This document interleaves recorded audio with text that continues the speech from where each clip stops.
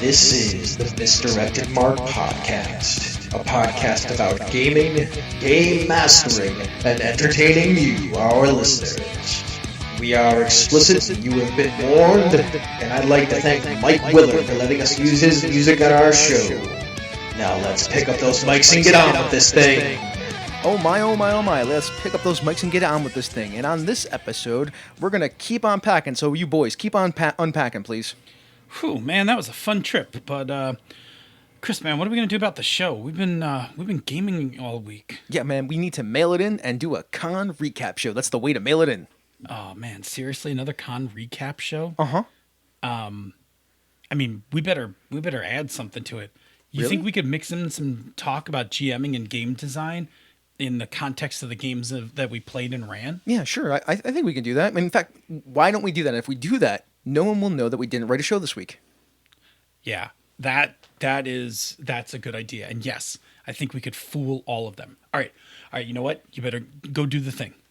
Okay, so, Hey, we've been recording this whole time. They never listen to the beginning. They're all talking in the chat room. Yes, and welcome to the 263rd episode of the Misdirected Mark Podcast. On tonight's episode, we talk about our trip to Origins and some things we learned around the gaming table. My name is Chris. And I'm Phil. And I'm Old Man Logan. Ah, yes. And Phil, with that, let me just go right to it. What is going on? Origins? Origins. I mean, we're going to talk about Origins in great detail, so we won't do that in this segment. But when we got off the mics last time, it was get my ass to bed and get ready to go to Origins. That's true. I mean, we all bolted out of here. And I believe that's a common theme around the table tonight. Yeah. I mean, stuff I'll talk about stuff I won't talk about during the Origins segment. I made my annual pilgrimage to Grandpa's Cheese Barn. Grandpa's Cheese Barn. Yes. Cheese Barn. Bob and I ate lunch there. Sort of. By eating all the samples. That's funny. Like 2 floors of samples we ate. Ooh, tasty cheese. There was some good stuff. Tasty cheese. Ooh, there's a dip with a pretzel in it. Yes, cheese and pretzels was my first lunch of the morning. Good times. All the samples. Yeah, Bob drives fast. Uh-huh. I mean, I don't know if you're aware of this. Like, I'm Mr. Planner and Timer. So like I planned out like when we were gonna, because I want to get to Origins in time for City Barbecue, like for lunch. Mm-hmm. So I'm like, Bob, like here's when we need to leave. This is like we should arrive right in time for lunch, and we were like an hour early.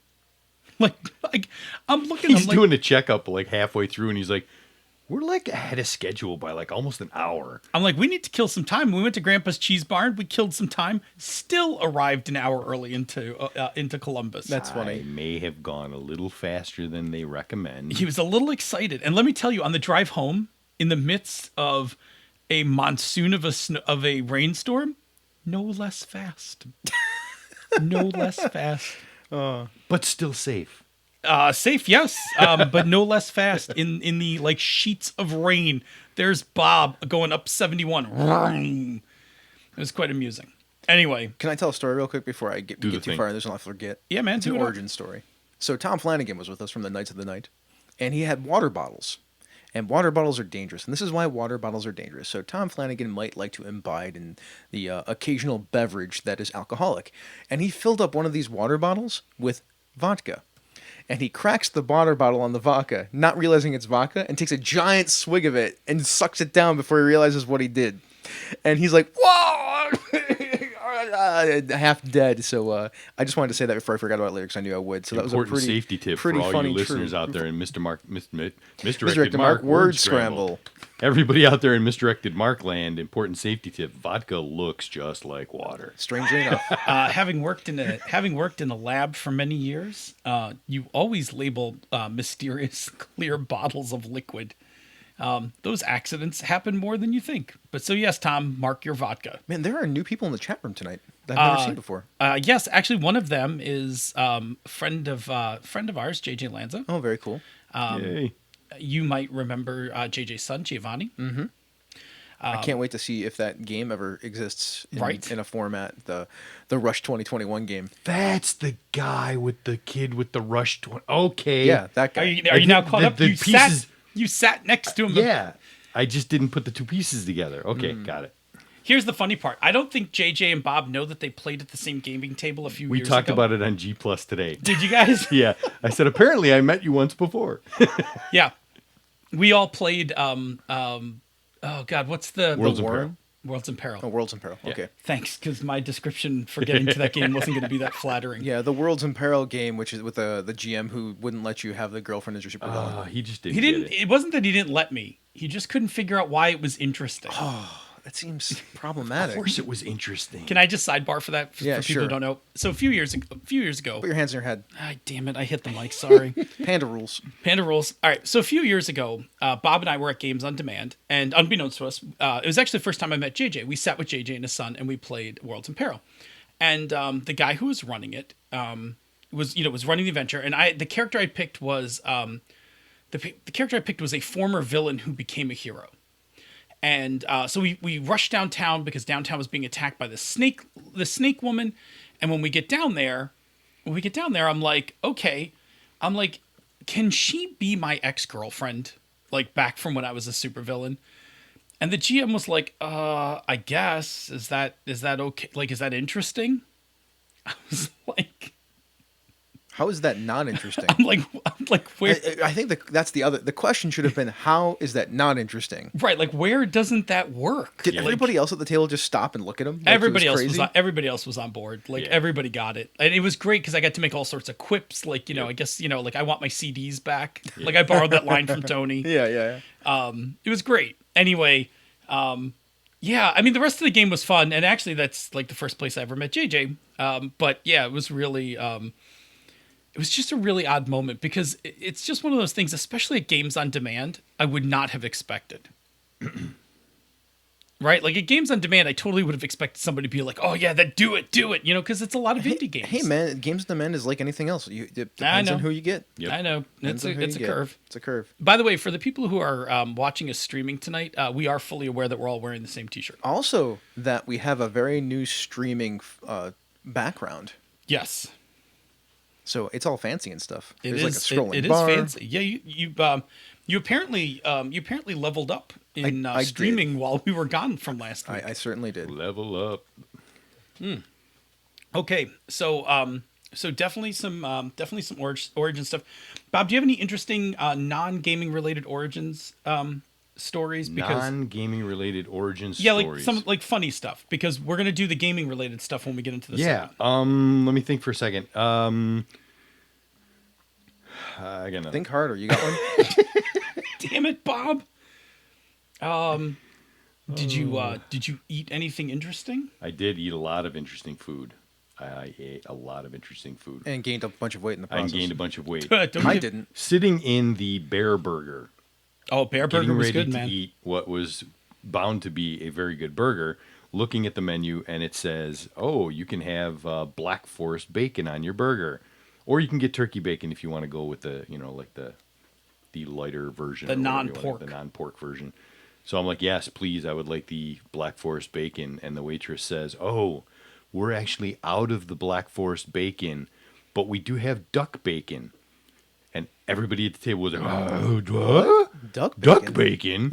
And hands shot up. "Yes, put the duck bacon on mine. Put the duck bacon on." It's true.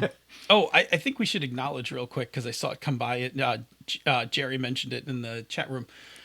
The weekend of Origins was also the weekend of the Pride Parade. Uh-huh. Yes. I have a story. Do you? Yeah, oh, yeah. go ahead. So we're sitting there. It's like Thursday. Yeah. And it's me and Brett, and I'm not sure who else is there. I can't remember because Brett, this gentleman, he walks up to us and he's like, "Are you all here with that gaming convention?" And he sounded just like that. And he was awesome. He was fabulous. He really was. And he loved it. He's like, and we're like, yeah. Well, I'm from San Francisco, I'm from Columbus, and we heard that Indy was like the 14th biggest city in the world as far as Pride goes, and now we are the 14th, so they are 15th. That means we are better, and we are fabulous, and we are awesome. And then he walks in and says, "Go Pride," and we're like, "Go Pride!" It was great. So, the morning of the Pride Parade, or that afternoon, I had a meeting with JJ and Brett to talk about a project that we're working on. And we went to Stack City Burger, which is just, what is it, like a block up from the convention center. 2 blocks up from the convention center. And we got seats. All right, so here's the funny part. So I get there 20 minutes early, right? And I'm like, I ask for a table. and they sit me by the window, but they sit me by the door, and it's like really loud because like the Pride Parade is going on like full force, right? So I text Brett and JJ, and I'm like, all right, hey, got a seat. I'll see you guys here in a few minutes, blah, blah, blah. And then I'm sitting there and I'm like, man, it's too friggin' loud. So I asked the waiter, I'm like, hey, can you move me somewhere else? I'm like, I'm supposed to have a meeting. And the guy's like, you mean with the two guys back there? Right? So it's like 3 project managers have a meeting. I get there 20 minutes early. I'm the last guy to arrive. Oh, that's funny. I'm like, well, that's embarrassing. Last PM to show up man. 20 minutes early to the meeting. See, they all knew it. That's why. So anyway, Brett's sitting with his back to the window, and JJ and I are sitting watching the parade. Like the entire meeting, like the whole parade is going by, and it is amazing. Oh my God, it was so much fun. You know, the only thing I wish they had done, I wish they had just opened the doors to Origins and like sent the parade Through Origins. through the That middle would've of been Origins awesome. and back out onto the street. I heard there was a lot of fabulous abs being shown. Oh man, there was this like one truck goes by and it's like these Greek gods in these whatchamacallit, these little gold lame speedos. I mean, there was like a lot of abs. I'm sitting there, I'm like, wow. Like, Oh, so we went to Stack City Burger, and we had the hard milkshakes. Yes. Those are really good, or the hard floats, or whatever they were. Yeah, it was an ice cream float. I had mine with a hard ginger ale, and you had Mine yours was the hard orange. creamsicle. I Yeah, had they were really creamsicle. good. You get those at Stack City Burger. So tasty. Really, really tasty. What else? Anything else go on while we were there?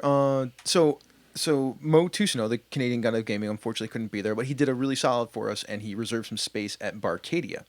So me and Brett, and I think Kevin was there, and Jen, and I forget who else. Were you there with us, Bob? Maybe you weren't. When we were eating, where was that? We were eating in the pub below Barcadia before we went upstairs. Oh, with the game room.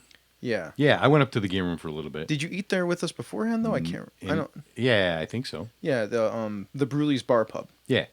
So we picked up a glass there, which has the green demon head on there. Oh, yeah. So I got a pint glass with that on it now, which is great. oh, nice. So good. And then we go upstairs to Barcadia, and it was awesome. Like there was skee ball up there, and I played. I didn't get to play Burger Time. I really probably should have, but they Burger had Burger Time. Oh, yeah. I remember Burger Man, Time. I played Galaga or Galaga, whichever way you want to. Galaga. Yeah, I got to level 10 still, so my skills are still pretty solid. Did you let your ship get captured? And No, then I get it didn't. Back? Oh, I didn't that's- because I actually lost 2 ships real quick. Oh, yeah. Like because I was out of practice, and then I got back in my groove.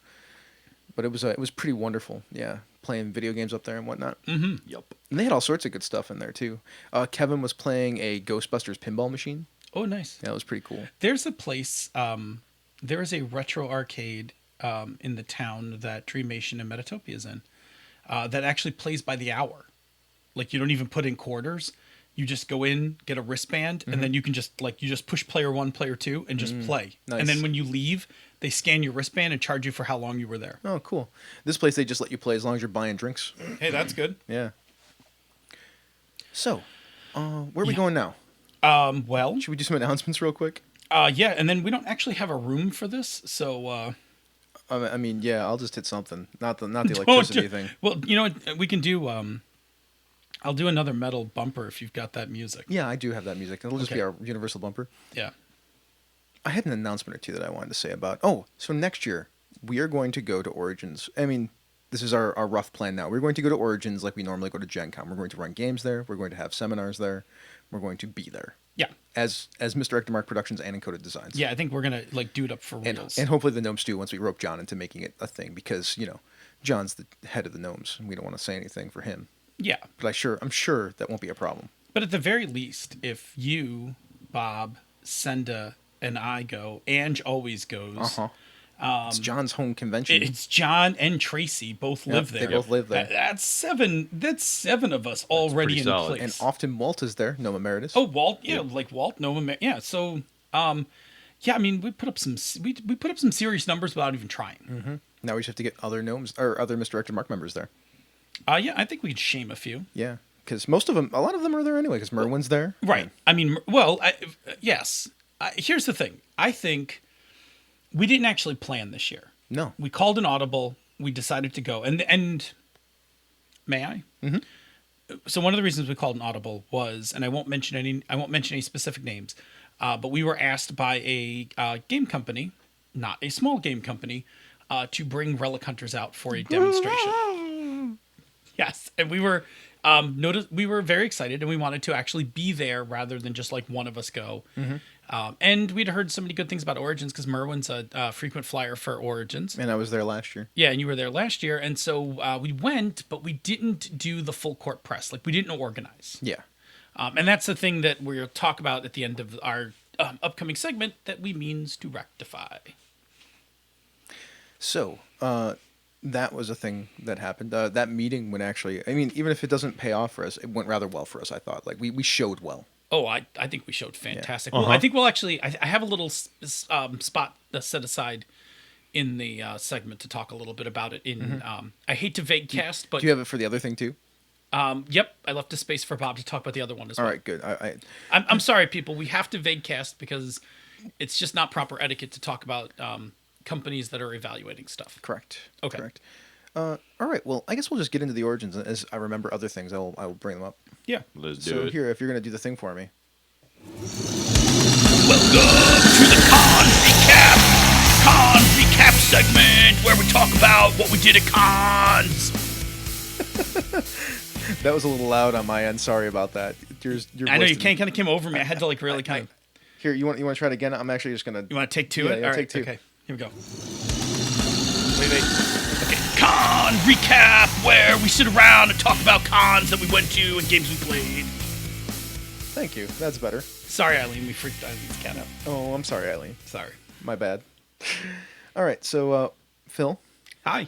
as we like to do in most segments, Sure. let's have a definition. What is Origins? Hey, Do you know how ridiculous it is to ask that question? it's not ridiculous. We have an international audience of listeners. Not everybody may be familiar with the Origins Game Fair. You're actually correct. I apologize to our international audience. Yeah. The Origins Game Fair is a convention that's been around since 1975. And it traveled around for many, many years. It traveled around for its first 20 years before it settled into Columbus, Ohio, where it's become a fixture.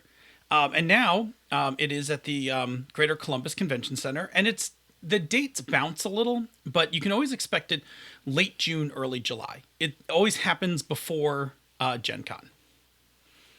So it is. It's a full-on gaming convention. It's probably.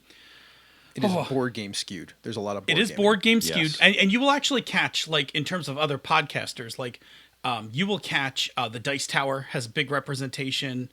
I mean, basically the whole Dice Tower network shows up to Origins. There's a new thing going on too that I'm noticing because I podcast and I'm keeping an eye on like how this industry is evolving because podcasting and video casting is an industry. Sure. There's a lot more video casting going on. So there's a lot of people that have they're like handheld camera holders, but they hold phones and then they have mic hookups. That's awesome. So there's a lot of people walking around doing that, like Yeah, video that's- casting with their iPhones and things I like think that. that's pretty awesome. It is really awesome. So as game conventions go, it clocks in around 15 to 16,000 people, which makes it vastly smaller than Gen Con. Yeah, I think it was probably a little bigger this year. Yeah, because I know that the IDGN's sales numbers Were were up. a 50% higher Yeah. this year than last year. Yeah, the official count from the convention people was that it was up this year. Okay, so we haven't heard the final numbers yet, but years past has put it in around 15, so it'll be 15 plus for this year. It is a great con in that it is, you know what it is, honestly, it's the Buffalo of cons. Like, it's small enough that it feels at times like a small con, and big enough to attract things like a big con would. And I say that like about Buffalo, right? Because Buffalo's Buffalo's like the biggest small town I know, but like we have a football team, a hockey team, like, you know, those kinds of things. Anyway, I think it's a fantastic convention, and it's only 2 hours east of Indianapolis. So if you're somebody who can reach Gen Con, you can reach Origins. And it's cheaper. It is cheap. Hotels are cheaper. The con is cheaper. et Parking cetera. was cheaper. Yeah. Yeah. So here's what I thought we'd do tonight. I thought we would talk about the convention in a couple different ways. First of all, we talk about the impressions, our just general impressions of Origins. We talk about some highlights, like what were some fun things. Sorry. Then We would talk about some of the games we ran and played, and some like lessons that we learned from them. And then finally, we talk about some lessons learned, like what would we do different for Origins for next year. Does that sound good? And we're gonna do it. We're gonna do it, all three of us. Yeah, that sounds great. You want me to start? Yeah, let's start with your impressions. Chris, give me your impressions from Origins this year. Okay, so I was there last year. It was pretty similar, except there were a lot more of us, like Misdirected Mark, Gnome Stew, folks, and encoded folks. Like the community, our community was there in a much greater presence. So that was really cool because it was cool to see people and hang out with them. Like we mentioned before, this is a very board game heavy convention, and a lot of the booths in the hall are skewed towards board games. There's a really big Renegade. Renegade's a game company booth, like right in the middle of the hall. They're selling a lot of their games. They make lanterns. Oh yeah, I like that game. Yeah, is a great Renegade game. had a big presence. Yeah, and I played some of their other games. I'll talk about them later, but that was pretty neat. It's like I said, it's not a huge floor. Like the dealer's room isn't huge. It's only about 9 aisles wide, and the aisles are actually wide. It's walkable. Yeah, it's walkable. So that was neat. You can actually stand in the aisle and talk to people without getting run over. Yep. That happened many times. Like, Yes. Like I'm scared to pull out my phone at Gen Con And stop. and stop, or even try to walk while texting something or Yeah. whatnot. You just get caught up and get pushed along in the wave. Not in Origins though. Like you can actually stop and take pictures and talk to people, and it's a very pleasant experience because it's got that feel of almost, like you said, almost a big con, but not quite a big con. It's fun. Like I get to talk to Jim McClure a couple times, and for like not a short period of time. And I like talking to Jim, so that was really cool for me. Like I love things like that. And I sat with John and Paula at Big Bar on 2 and conversed with them. And Oh, why don't we pause for a second? What is Big Bar on 2? Big Bar on 2. Anyways, the Big Bar on 2 is a big bar that's on the second floor of the Hyatt or the Hilton. I always forget Hilton, which one. I think it's the Hilton. Might be. It's one of those two Hyatt. hotels. It's like right across the way. Good, since we agreed it's Hyatt. Sure. Hyatt. Yeah, whatever. And it's where all the game designers, for the most part, from all these different companies, they go there and congregate after hours. And they drink and they talk and they what. You can just walk in there and just walk through, and like John Wick is talking to Ken Hite, and then there's Fred Hicks and Rob Donahue usually sitting with Monica Valentinelli and Brendan Conway and Marissa Kelly, and Mark Diaz Truman is there. And I mean, anybody who is a game designer is just kind of hanging out, chatting with people if they're there. Yeah, Big Bar on 2 was fantastic. Yeah. So those are your general impressions? Those are my general impressions. Yeah. All right. So a couple of mine. Some of mine overlap a little with yours. First of all, this year was I think it's a fairly new, because I think it might have been in place last year, but this year the pre-registration system for getting your badges was amazing. They didn't have it last year. Okay, so you know from Gen Con, because that's the one we're often familiar with. Oh, wait a minute. I'm sorry. They might have had it last year. I actually just walked up and bought my badge last Okay, year. so you remember pre-reg from Gen Con is like a line, like, that's like an hour long, right? Now, again, 5 times the number of people in the convention, but still, you go up, you give them your ID, they find this envelope for you, they hand you the envelope and send you on your way. So Origins has a new system.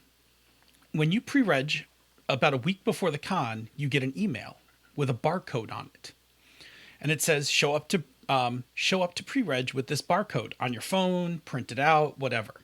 So that's what I did. I had it on my phone, and I walked up, and there was a scanner, and I mean there were like 10 of these kiosks, right? Like I walked up, I mean there was no line. I like walked up Thursday morning, like no wait. Held out my phone, beep, out prints my badge. And I think if I had had any tickets for events, they would have printed out as well. They hand it to me and send me on my way.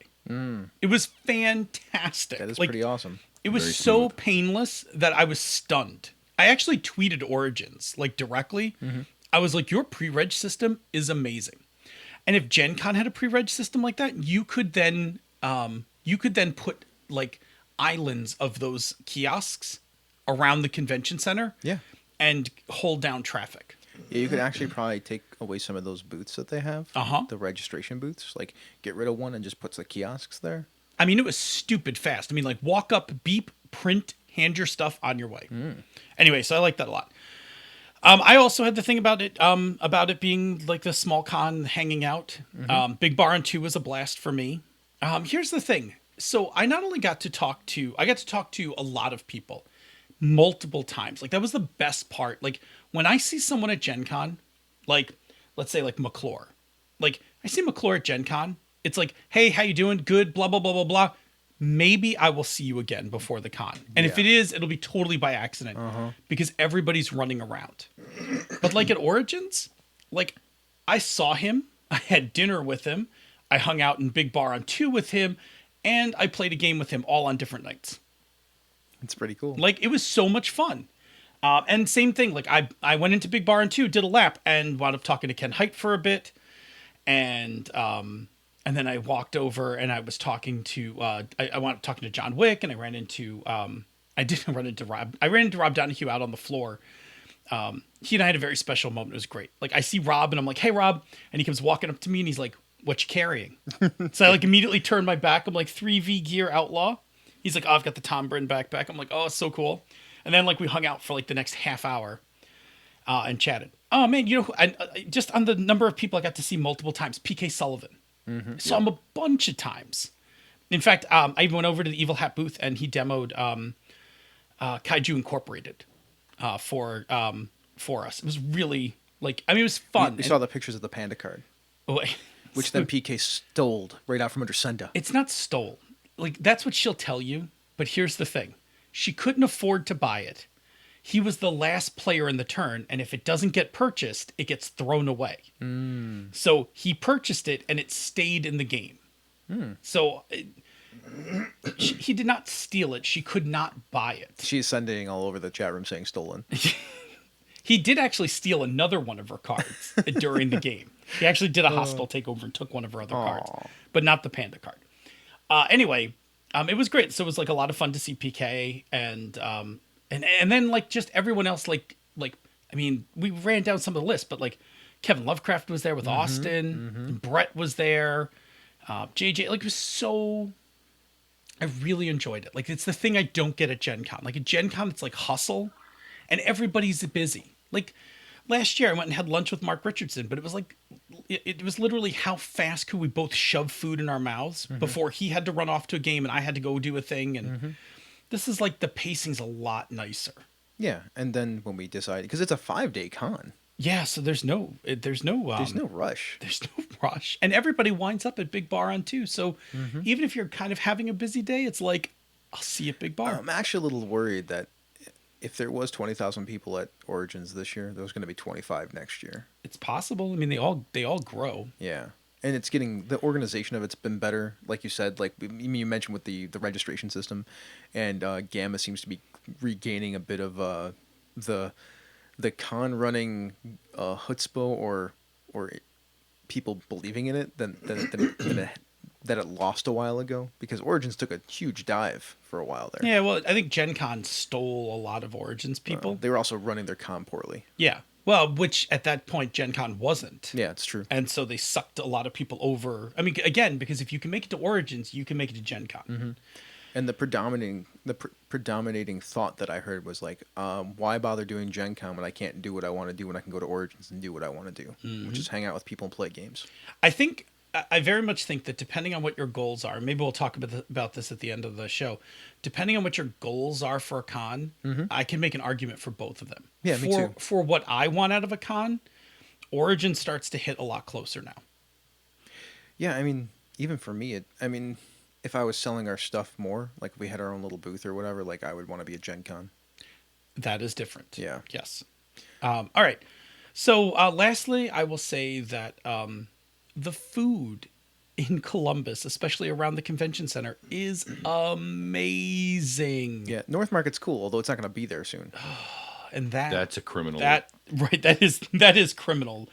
North Market is a treasure. So if you walk across the street from the convention center, just like go across the street and then go around this one block of buildings, the North Market's right there, and it is this wonderful place to eat. Like there are a billion restaurants. There's like a dozen restaurants in there that are lovely. There's an ice cream place in there, Jenny's Ice Cream. As it turns out, Belgian waffle place. Here's the thing I didn't understand. For the years that I've been to Columbus, and I haven't been there a ton of times, I thought Jenny's was just a North Market thing. No, there's a fucking Jenny's like on every corner in Columbus. It's a Columbus chain, everywhere, right? Okay. So then I was like a little less nervous about when North Market was going to go away because it's like, well, I can still get Jenny's ice cream. I'm okay. I had the most righteous chicken and waffles at the Belgian place in North Market. Mm-hmm. I mean, they made a Belgian waffle and then put like a fried chicken breast on top of it. Yeah. It was ridiculously good. Yeah. So real quick, the North Market, this lovely place. If you go there and it's not there anymore, it's because they're knocking it down to build a skyscraper. But the bottom 4 floors of the skyscraper are going to have like market space inside of it. So I'm sure a lot of those places, if they can afford it, will stay there and just go inside the skyscraper and be like the new North Market. I guess you can just call that new North Market, but I don't think it'll have the same charm and feeling. Probably not. Yeah. But then you if you just go up oh God, what's the street? North High. Yeah. You go up North High Street, the rrestaurants up that street are ridiculous. There's a couple of steakhouses. I mean, There's the Stack Burger. Yeah, I mean, for a little further up, like Jim McClure, Kick-Ass Emily, Senda and I all went to this Righteous Thai place. Yeah, is it like another block above past that? Couple blocks Couple up. blocks. I mean, if you're willing to walk a little up North High, there's Nikki there's was- some really good stuff. Nikki was talking about the fact that there's a Thai place out there. I'm like, oh man. Oh, it was good.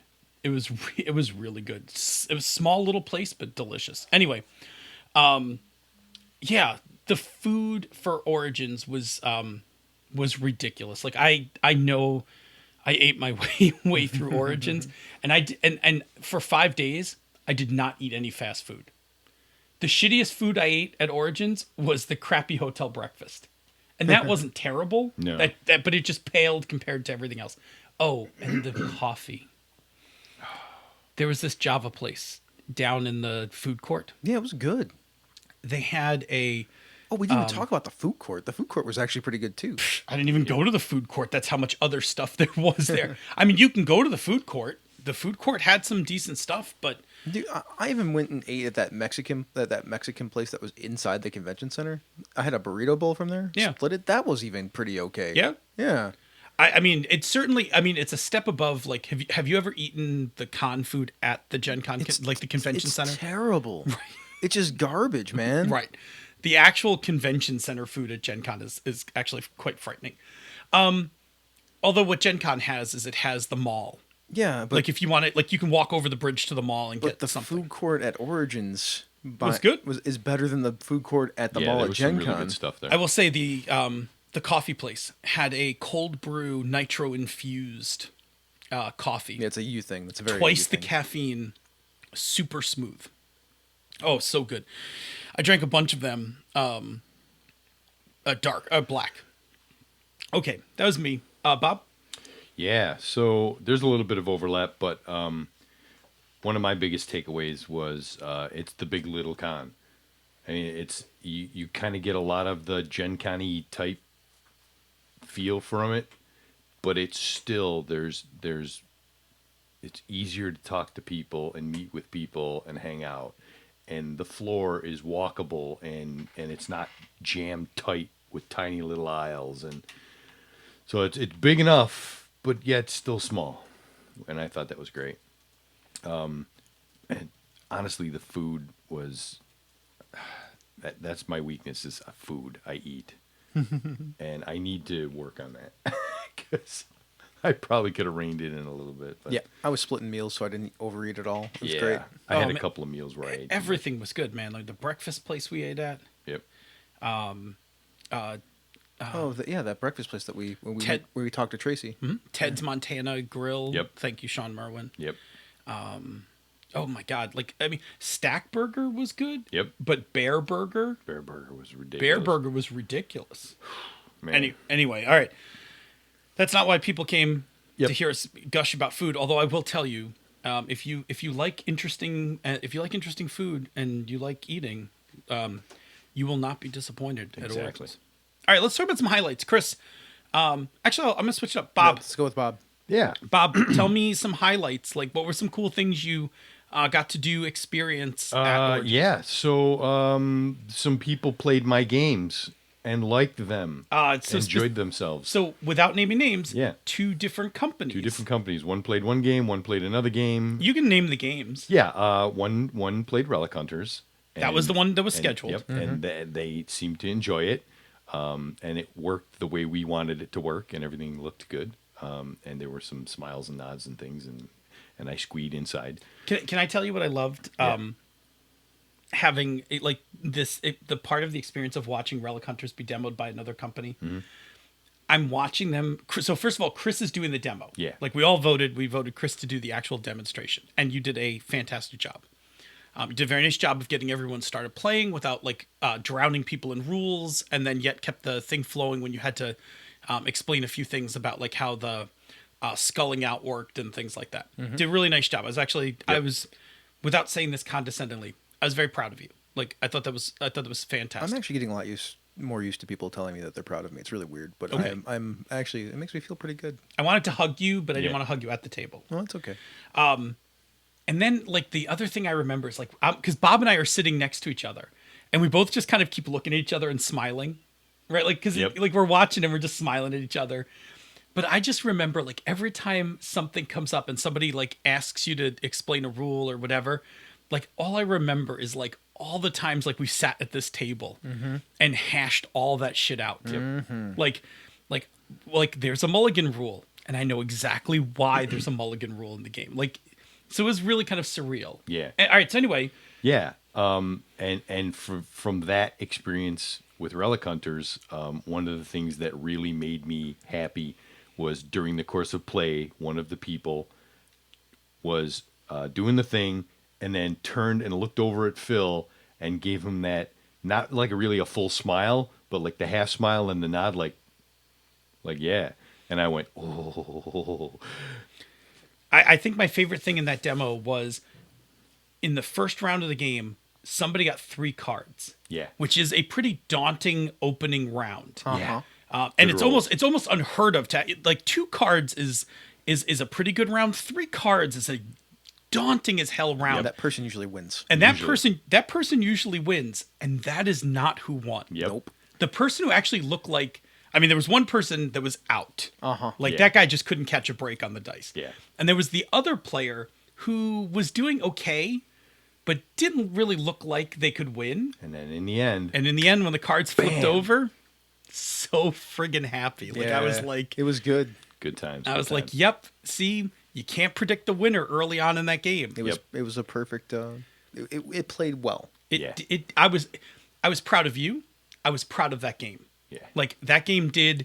If this company does not select that game, it is not because there's something wrong with that game. Yeah. It's just because whatever reason they didn't want it. Yep. Anyway, tell me how Yeah. your second game got Yeah, demoed. as exciting as that first one was, and really that was the reason we were there. As exciting as that was, the other one I demoed by myself, my card game Circle of Six, for give me a high five there, by myself with 5 people, one of whom that I knew and was familiar with, and the rest of them complete strangers. And I had the opportunity. Chris and Phil both said, "Hey, you want some moral support, some backup, whatever?" And I'm like, you know what? I got this. But I said that thinking that it was, going to start out with like just one person and kind of go from there. And then it was like, oh, look at all these other people. And I did it. You did. I jumped in. I did it. I missed one thing that I had to go, oh, how could I have forgot that? Yeah, that's important. But that was, the demo went well. A lot of great feedback. It was enjoyable as hell. I had a really good time with it. And the feedback basically gave us the opportunity to make the game even better. But it was one of those things like, oh man, this was so much fun. I will say, for people who have listened to the Misdirected Mark show a long time, this is a person who demoed Relic Hunters a while ago. See, I won't say who it is. Vague casting. But if you've You people who are fans, longtime fans, will know exactly who we're talking about. exactly. Yeah. Anyway, it was fun because we have a kind of a relationship with them, and I had pinged them with an email before the convention, but hadn't heard back, and I was like, nah, it makes sense. It's before the con. Like they're all super busy. Yeah. And then I got up to the booth just to pop in and say hi, and I hear, oh hey, we're gonna have a demo of a game, and I'm like, Oh yeah. Yeah, I took it upon myself because I knew you had sent the email. I ran into him on the floor and I said, "Hey, yeah, did you get an email from Phil?" "Yeah, I got that, but I hadn't gotten a chance to respond."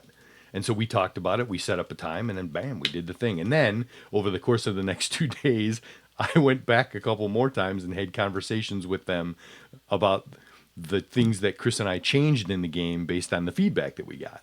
And so I have to compile all of that stuff, make a new version of the rules, and then send an email out probably tomorrow or hopefully tomorrow night, and say, hey, Absolutely. and Absolutely. go from there. So exciting. Yeah. So that was games. The other things that really stand out for me is highlights. I got to break out my Thespian again in Action Movie World, and the Thespian is so much fun for me to play because it's just over the top, just loads of fun. And Yeah. I really enjoy that. It really is. It really is. Of all the playbooks, it is the one that calls to you the best. Yes. So that was great. And man, magical girls defy gender. They really do. It's just sit down. Doesn't matter who you are, male, female, whatever you identify as, anything, whatever. Sit down at some point and play a magical girl game. Just do it. Especially this one that Especially this one that we're Well, working Let's on when it comes out. Do it. Just do it. Love and justice. Love and justice.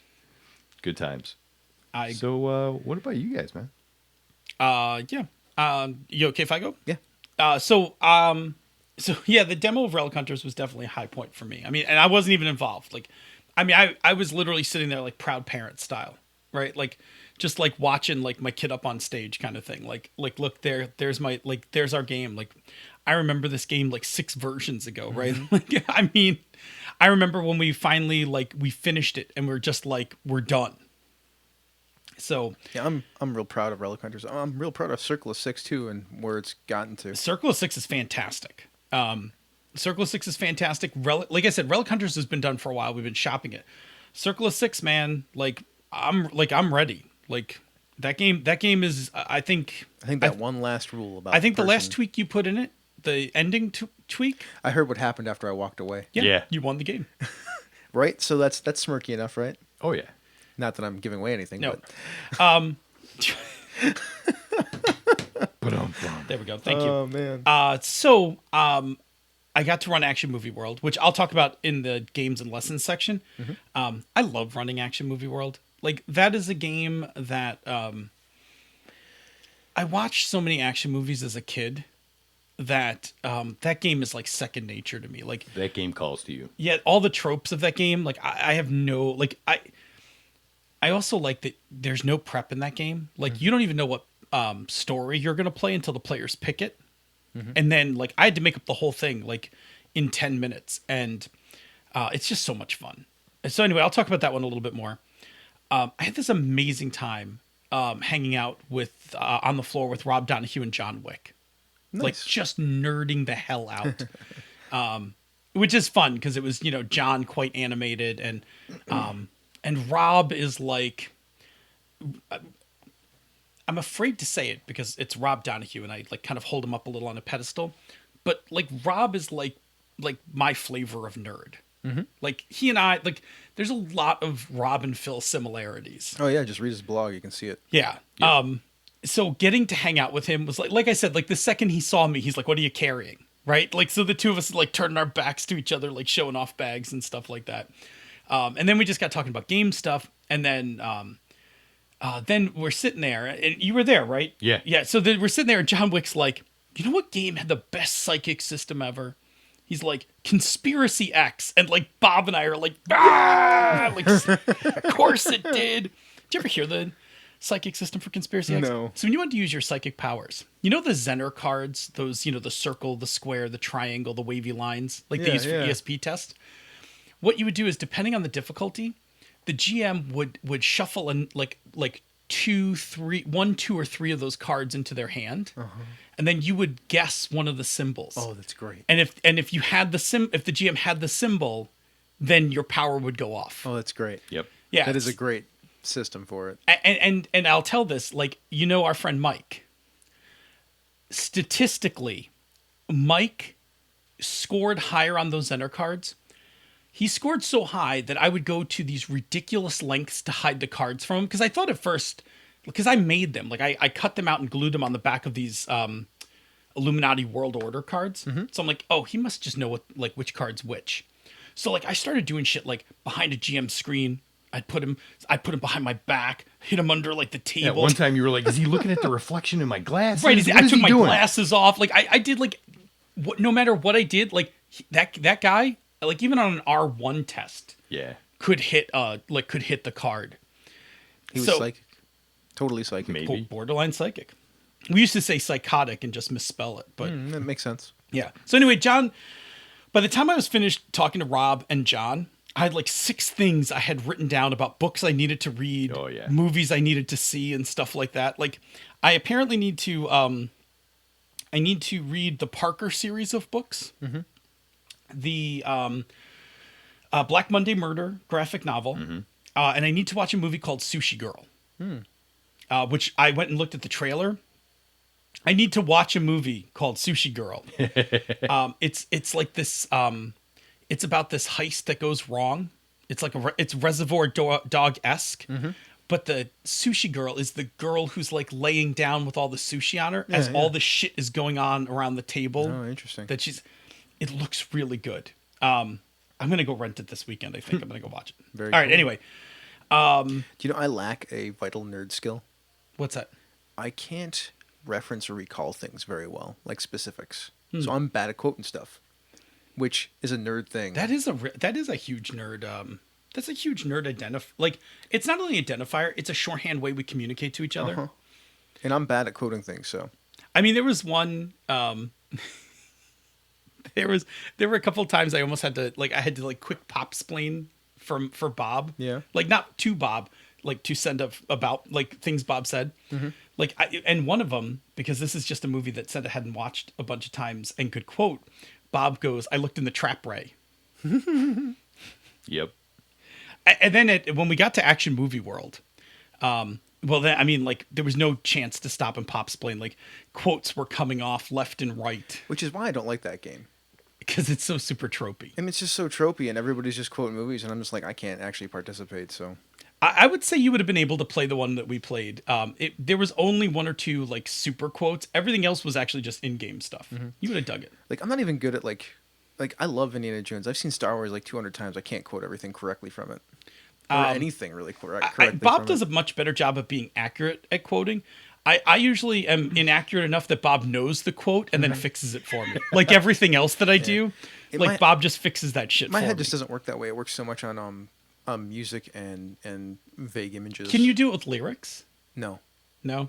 because Yeah, it's not. I can can't- remember all kinds of crazy I shit. can remember the music. I can't remember the words. Bob remembers shit like Bob will see like a TV show from the 80s, like see an actor like in the background of a scene, and then he'll be like, see guy. that guy back there? That guy is like the 4th Ravager in Guardians of the Galaxy, like behind Yondu. Yeah, I could do that shit too. Like that person was in that movie. Yeah. Yeah, but I'm I great with can't. faces like that. But I can't do the quotes. Like as soon as they're starting to be dialogue or things like that, I'm so But bad. like at it. important things that I should be able to remember, I got nothing. I'm like, wait a minute, what the hell? Like- you know, I can sing you like probably the first like 2-3 verses of Eastbound and Down from fucking Smokey and the Bandit, but I can't remember like, you know, what I did yesterday after I got out of the car. You know, it's like I can almost tell you the beat structure of like entire sequences in movies, but I can't quote anything from them. Like it's just that I can remember all the visuals. I have put us to actually- together, we're a deadly combination. Yeah. I actually have to work at quotes. Like I'll remember a quote, but then I remember it wrong, and like have to go look it up and be like, okay, wait. All Like right. Or I'll when I do that online and I do the quote correctly, it means I went and looked it up on IMDb. So sorry for sidetracking us. No, Where it's were fine. we? That's right. Then my last thing was the Pride Parade. Like I had so much fun watching the Pride Parade during that meeting. Like, man, like what a great time. Like everybody out on that street was just having a blast. And it was super warm in Columbus. So everybody got to have their pride with not a lot of clothes. Like it was like 90 something. As Like, it should be. well, I mean, it would suck to have your Pride Parade and then like everybody all bundled up and cold. Like people like, you know, there was a lot of skin going on. Anyway, it was a lot of fun. There were beads and there were colors and there was loud music and it was just it distracted my meeting with Brett and JJ the whole time. Both JJ and I are just sitting watching like trucks rolling by of people. How could you not? It's all like flashy colors and whatnot. Oh man, it was so good. It was so good. Anyway, how about you, Chris? What's some of your highlights? Well, I worked in a booth for the first time ever. Yeah, how was the booth experience? It was interesting. So we had 2 people scheduled to be in the slots that we had, but we didn't really need 2 people per slot because we had a very tiny booth. It was smaller. It was Yeah, wee. so we only needed to put 1 person in there. So a lot of times I didn't actually have to work when I was scheduled to work, which was fine. But I got to spend about 4 or 5 hours in the booth. Yeah. And I sold books. That was cool. Like I'd never sold a book like that before. I know how to use Square now. It's really simple. Figuring out the setting up of it might be a little bit more tricky, but it doesn't seem to be too hard. Oh, I set up our Square account for. I meant putting in the products and stuff. Oh yeah. Yeah, like building the product list and I things like that. I gotta watch the video. Yeah, tutorials. and the amount of money each product costs and things like that. But it was all selling games is standing there, and when people come up asking them, it's like working retail, right? Like, can I help you with anything? It is working retail. Yeah, it's can I help you with anything? If you have any questions, I'd be happy to answer them. And then sort of talking to them about games. And boy, I do love talking about games. Sure. so- What do you like? What? Yeah. No. You might want to try this. Yeah. And when people had questions, trying to answer those questions, even though I didn't know what that game was about at all. Although I kind of figured it out. Like, did you know there's a game called Omega Zone, which is basically the Fate version of the Gamma World? I only became aware of that when I went to the booth, and I was like, "What's this Omega Zone book?" And it's got a deck of cards, too, and you Uh-huh. do the same thing where you can flip cards to be like, this is your mutant, the mutations that you Well, have and hell, stuff. I It's didn't know crazy. that existed either. Yeah, it's a cool game. I didn't know there was a Fate Gamma World. That's pretty sweet. I mean, Call of Cthulhu sold out because Yeah. people love that game.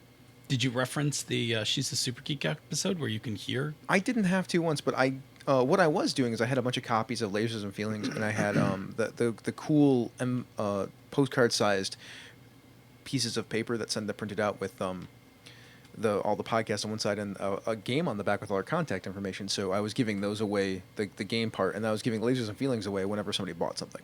So there's a whole bunch more copies of Lasers and Feelings out there from us. Yeah, there we go. Yeah, Good so- on us. So that was cool. I played Tales from the Loop, and I guess I'll talk about that when we get to games. But that was a really cool experience, and it was Lowell Francis who ran the game. Lowell Francis, man. Nice. I didn't get to see Lowell. That's actually, I got to see Rich Rogers. I bumped into him in the hallway like twice, Yeah, and got to compliment him because I think, as you know, Rich Rogers is a baseball fan. he is. He was wearing I actually met him at Games on Demand when I was playing 'cause during a break. He came over and introduced himself. He was wearing a Yankees jersey. I know. I complimented him on I was like, hey, I know you like baseball. I just wasn't aware that you had exquisite taste in baseball. I can't actually talk to him about baseball because I am a sports fan. Yeah. But I hate baseball. I think it's as much fun as watching paint dry. I don't like watching baseball on TV. I have a very different experience about seeing it in a ballpark. Yep. And I went to a lot of games when I was a kid because my aunt and uncle would take me to Yankee games when I was a little kid. And I haven't been in many, many years, but a few years ago I took Dante up to Toronto and we went to a Blue Jays game. And I was surprised at how much I enjoyed actually sitting in the park watching a game because I would never sit and put one on TV. But I had zero problem sitting in the park. I was like, this is actually quite entertaining. I don't know. I don't like it. I mean, I have a AAA team here. It's kind of boring. Yeah, I mean, like I said, I grew up watching the Yankees, and more specifically, the years that I went were Reggie Jackson years. Oh, Sure. there you go. Yeah. And that was some like serious. Yeah, That was like '78 Yankees. I think was one of the years I went, and that was like I had all the Topps baseball cards for those. Yeah, I mean, I have a similar experience with baseball. It's kind of hard to watch on TV, especially during the playoffs. It's more exciting in certain aspects, but in others, it tends to drag. And you go to the ballpark, you're engaged with other people, you're talking, you're soaking in the atmosphere, you're getting snacks, it's like a different thing, but not for everybody. Oh, for a second, I was trying to remember how we were talking about baseball, but we were talking about Rich Rogers. So you saw Lowell Francis. I did not get to see Lowell. and Rich. I met Rich too. Yeah, So that Rich, was cool. Rich was quite fun. Yeah, he's a very nice guy. Very nice. What else did I do? So then I was pitching games to people. That was fun. Yep. Talking about games with other people, making deals with people to create games. I mean, all that stuff just kind of happened all weekend for the most part because hustling, man. Gotta hustle. Gotta hustle.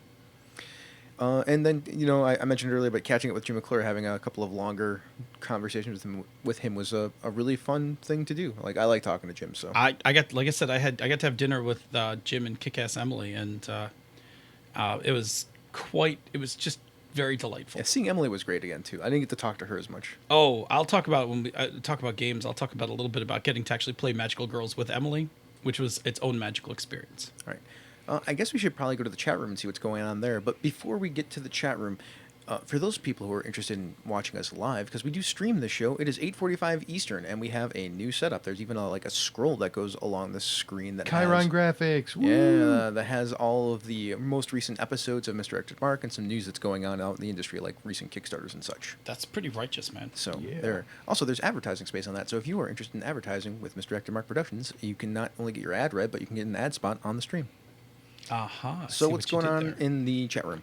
Oh, having a ball talking about all kinds of stuff, including the baseball stuff and everything like that. Back towards the beginning, however, when a statement was made about the general impression and stuff, Ange jumped in and said that it may be board game skewed, but it has a better RPG offering than Gen Con does by far.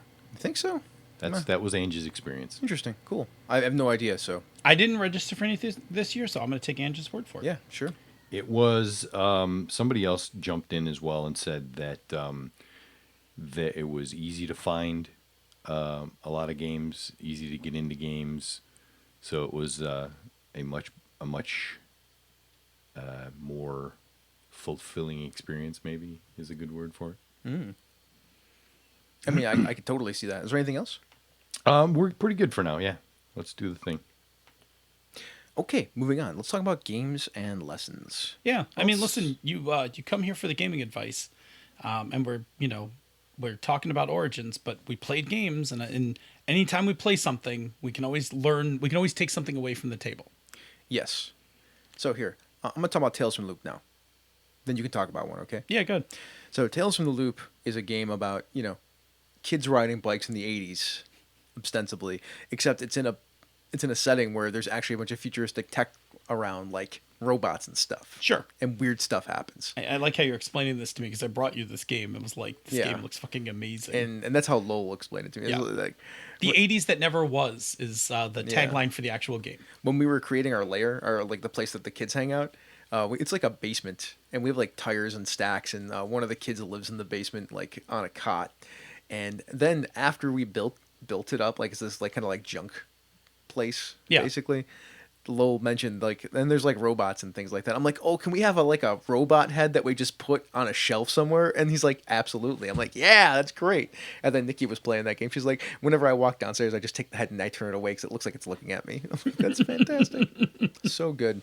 So good. It is very much like Stranger Things. It's got that feel to it. Except it's got a little bit more sci-fi-esque-ness. Well, no, because sort of Stranger Things had some sci-fi going on with it with the company, right? So the thing to learn from it was how Lowell taught the game.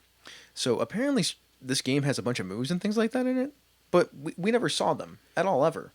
I mean, maybe the player characters don't get the moves ever. Maybe it's just all GM making moves. They're not actually. So their skills, the way the mechanics work is the skills are actually very move like. What actually happens is if you just succeed on the skill, like the single success thing, you just get the thing the skill does. Yes. But if you get more successes, there's pick lists that read exactly like an Apocalypse World move. So whenever any of us made the Success Plus, we didn't really get a chance to pick off the pick list. Lowell just kind of guided us to the thing that we were going at anyway. Yeah. So smooth way to teach the game, right? He said if we roll more than one success, it'll be good for us in a better way. And you could easily, you can totally do it the way Lowell did it, which is fine, especially for a one-shot. Mm-hmm. The other way you could do it is you could actually, the pages for those skills can be crushed down. Like I would make a cheat sheet and put that out on the table for people. See the episode on cheat sheets. Yeah, I would want to see that if I was a player in a longer running game. Yeah, and it's neat. Like the choices, like when you look at the choices, you'll be like, oh, like these are very powered by the apocalypse. The game is just a dice pool game. I'm starting to change my mind about dice pool games a lot. I am with you because people are making dice pool games that are really cool. I'm with you. There is mathematically, and we don't have to get into it on this discussion, but Rob Donahue actually talked a lot about why dice pools turn out to be statistically interesting. And I'm really a fan of dice pools where it's not adding any numbers; it's just dice pools looking for successes. Yeah, I mean that's the thing with dice. So the thing, and we talked about this years ago when we did an episode on dice mechanics.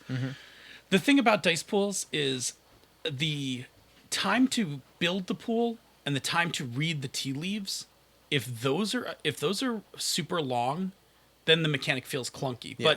But in Tales of the Loop, your pool is actually really straightforward. Two numbers. Two numbers, you add them together. Paranoia, two numbers. Right. Add them together. Yep, and then your target number for Tales It's sixes. is sixes, and then the number of successes just determine your level of success. Yeah, paranoia is fives and sixes. Yeah, super easy. Yeah, these games are and how they interpret the mechanism for interpreting success and failure is now fascinating. Like it's not that pass fail thing anymore. It's more like here's what happens if you succeed. Oh, Chris, are you talking about potentially multi-dimensional information? Well, not even multi-dimensional information. It's more like more Gradient. more options on the pass, more options. Yeah, gradient passing, gradient failing. Like failure isn't you don't do it. Failure is a bunch of things that you pick from. Passing is a bunch of things that you pick from. Robert, You might want to pin that. want to take out a pin? I think Chris and I are gonna do some dice mechanic redux. Yeah, redux. Yeah. Dice mechanic redux. There you go. Ding. So that was those were like the cool things I learned from Tales from the Loop. Like a cool way to teach a one shot to make it, and Lowell did a great job just spewing forth the 80s, right? Yeah. And that game also does a really good job of and here's a thing to think about, folks, when you're running games, like what are your beats? This game has very clearly defined beats. It is dealing with the weird and dealing with your mundane life. And actually the rule book does a fantastic job of there's a whole chapter dedicated to how to run a mystery, and it calls out those things and it also calls out a couple different structures for how you might want to set up your mystery. Like that game is a lot smarter. That game's really cool. Yeah. I can't wait to see the book and read it. I have the PDF. Yeah. Well, Yeah. maybe I mean, I'm buying the book. Yeah. I'm buying the book. Man, that book is fucking huge. Yeah. Have you seen that book? Um, It's like a beast. It is a beast, but I read through it really quick. You know why it's a beast? It's chock full of that delicious artwork. Yeah. I mean, that's fine, but I'm like, I don't know why I'm surprised. Like, I thought Tales from the Loop was going to be like a digest-size 100-page book, and it's Modiphius, and I should have known better. It's big. So Modiphius never does anything small. It's big, and it had a nearly unlimited art budget because of the artist whose world it's inspired by. Mm-hmm. So the artwork is just, I mean, there's literally like full page, then half pages of just, text with graphics. Like it's luscious. It's completely luscious. Completely luscious. Okay, so that was Tales from the Loop. Why don't you talk about something, Phil? Yeah. Can I talk about Hydra Hackers for a little bit? Totally should talk about Hydra Hackers for a bit. So I ran Redwater Blues, which is a one shot that I have run probably 5 times now, 5 or 6 times. Mm-hmm. I'm totally comfortable. Like I know exactly how this scenario works. And I do it the same way. Like everyone makes characters. We kind of hook them together using the neighbor system. Then I present a problem with the neighborhood, and then you figure out who you're going to hack. You set up the hack, and then we actually play it out. And this time I brought the cards instead of the tokens because I really wanted to try the cards out. Yeah. And so let me talk about the high points and the low points. The high points are that the cards totally work in place of the tokens. No difference in level of tension.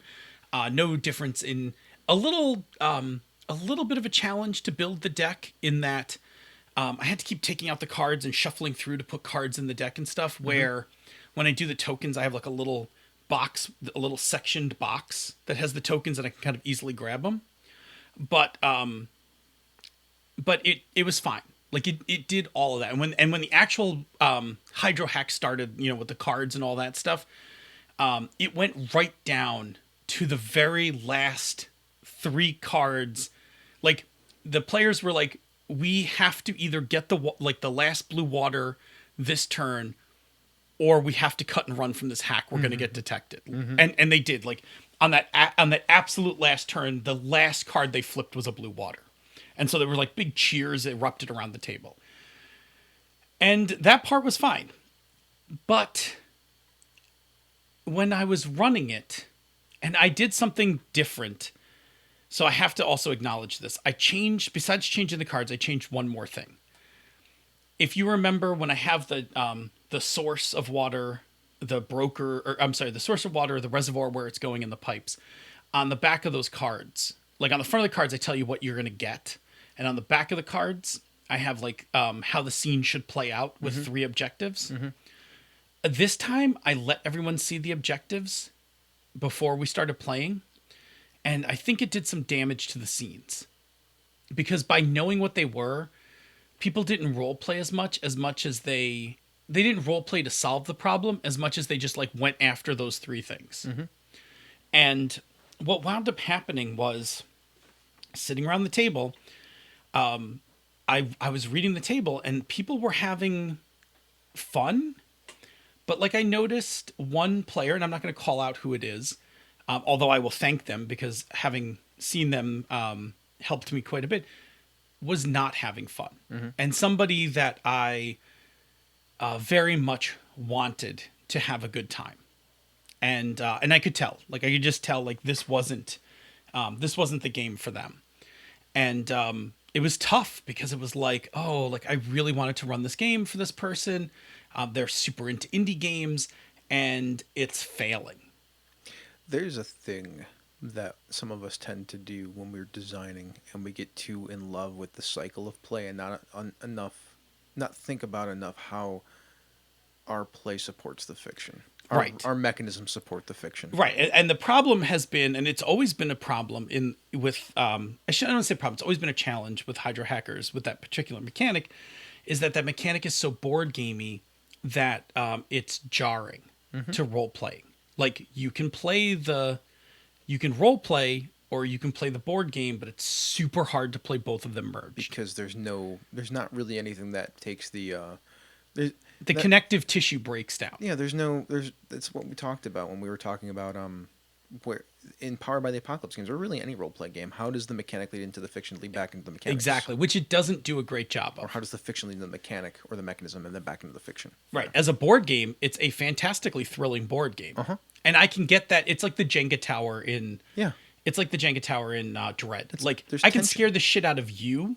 Like I can make Hydra Hackers exciting for you, Chris, when you're playing the card game, but Chris's character may not be. Yeah.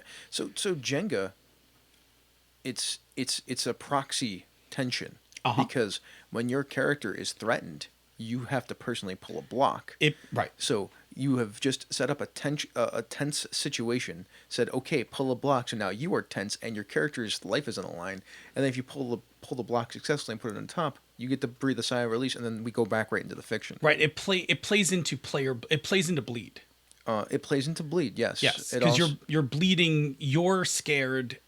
So you play it through your character. Yeah, but that is often the way that dice rolls work too. Like, we do a thing, then we trigger a dice roll, and then when we succeed in the dice roll or fail on the dice roll, things happen after that. And the thing is that with the Hydra Hacker mechanic, that mechanic is big. So there's a lot. So it's hard to come out of it. There's so much more latency between fiction and game, and a thing we've talked about as well in the past. Yeah. So I mean, when designing, if you want a better role playing game that has role playing in it, especially where they alternate back and forth, you want the latency to be lower. Right. So here's the thing. So when the game ended, I was pretty down. Like, I was really sad because I know, because I saw your face, and then you said, we're ripping the mechanic out. I'm like, whatever you want, Phil. Right. Whatever you need to do, well, Phil. I mean, really wished everybody would just stop talking to you about it and walk away. But that was the hard part, right? Like, there's a thing where friends want to like help you. The problem is that I was starting to retreat into my head, and I was starting to work on the problem. And the longer I do that, it's hard for me to be polite and listen. And then I don't want to upset people like as if I'm not listening to them. But it's like, look, my mind has already latched onto the problem. And I've been inside this game so long that like I'm already starting to work on the way out of this problem. Yeah. And so it's tough, like, because I'm trying to listen, but I'm also like, oh, like I need to write this thing down. And I couldn't get to write it down for a while. So I got kind of wonky for a little while. Like I was just wrestling with it. And it wasn't until the next day when I could put it on paper that I kind of pushed through it. But the lesson that I want to bring is that as a game designer, much like a writer, sometimes you kill your darlings. Like I built that game around that mechanism and now have realized as I've started, because I know this now from my Wednesday night playtest of the campaign version, Yeah. how not crucial that super board game mechanic is compared to like as just watching the neighborhood play starting to unfold. So I was like, I need a hydro hack mechanic that is a lot more role play, that's mechanically lighter with lower latency. Yeah. And I started to work on that while we were at Origins. And at the same time, I think you and Bob, I was like, take the board game part of this because there's nothing wrong with it, and go finish it up. Because a number of people over time have told me, this thing is great as a board game. Why don't you make it as a board game? And for a long time, I was like, no, this is my darling. It's part of this game. It's special. And now I'm realizing, like, it really needs to be a board game. And it'll be a fun board game.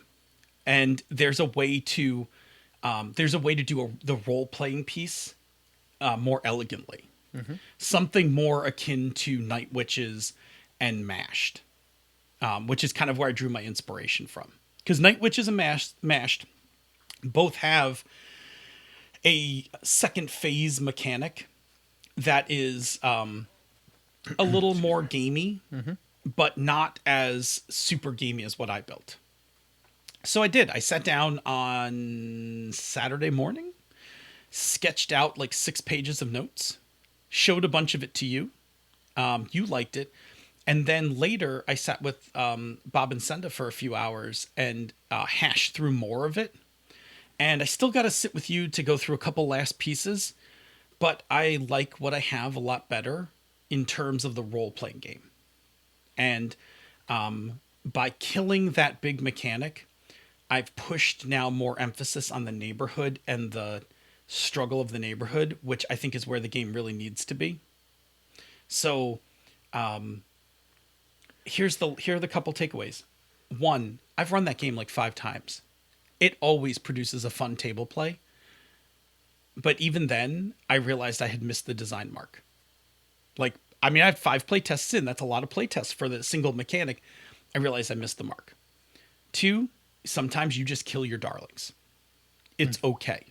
And 3, you never trash a good idea. You recycle a good idea. Like, those mechanics are not spent. Yeah. Like, those mechanics are totally useful in another context. So it was tough. And I really appreciate, and again, I don't want to call them out because I don't want to make them feel uncomfortable, but I really appreciate the person who was uncomfortable with the game, because it was enough of a wake-up call to me to be like, oh, I need to fix something. And from that, I designed a completely different board game. So yeah, with all the same parts. Yeah, except it's going to be AIs dealing with data streams.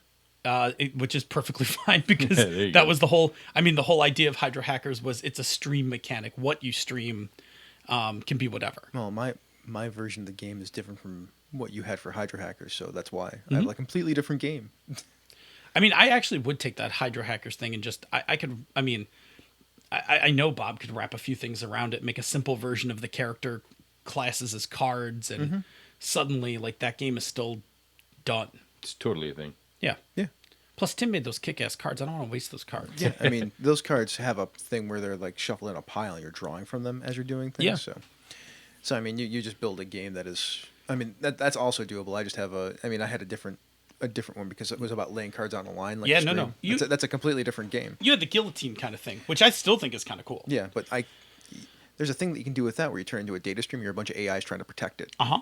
and it's a completely Oh, different that's game. like a tower defense. Uh-huh. Cooperative tower defense. Uh-huh. Oh, yeah, I like that. Shit, yeah. Show me that later. I will. There you go. Inspiration. And then later, after Bob sells a game or two, I'll give him the Hydra Hacker board game components and just tell him to go finish it up. Mm-hmm.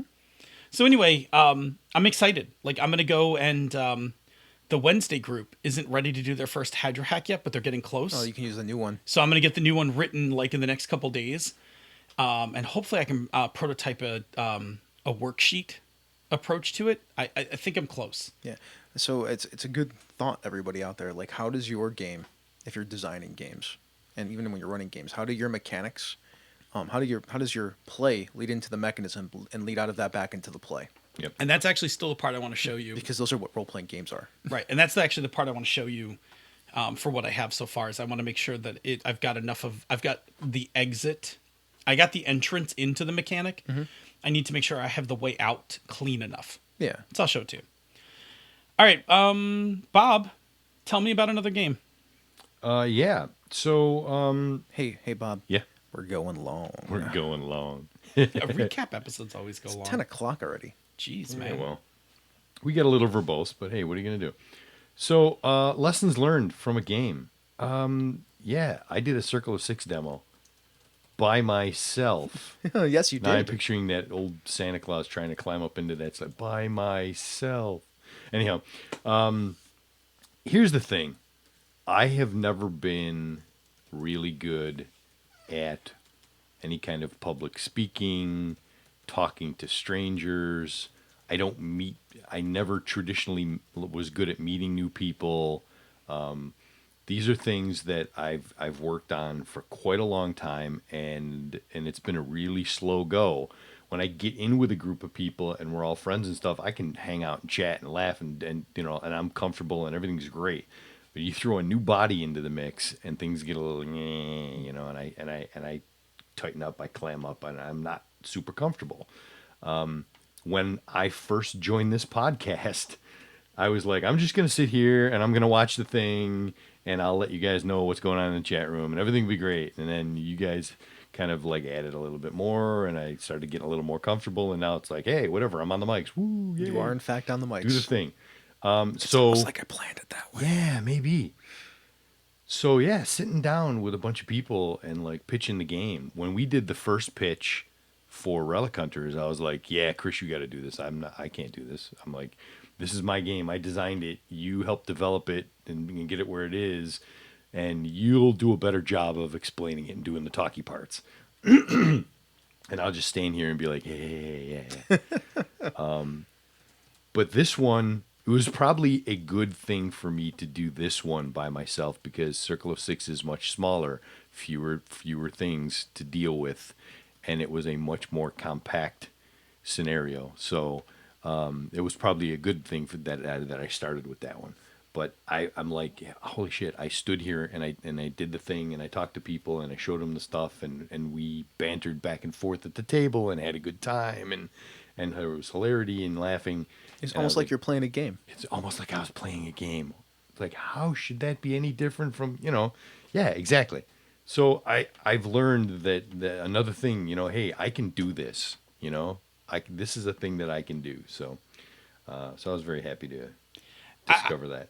I remember many, many years ago when you designed your first game, and it was okay, right? Like it was okay, and people Titan Stones is okay. right? Yeah. People loved it, and I was like, I appreciate that everybody says they love it, but like it's okay compared to other games. It's not great, But you never quit. Like you kept making more stuff, and then when we started to just basically like pool all of our powers, right, and like just started playtesting and designing and like just really getting into how to collaborate together. Super impressed at I'm super impressed how fast both of you turned Circle of Six around into something. Like that was a thing. Like you were like, oh, this weekend we like put this thing together, and then it was like. And then, like, by the time I saw it, like, a few weeks later, it was like a real game. It was 80% of a game. Yeah, that game's a real game now. Like, Well, now it is. We haven't been working on that game for very long. No.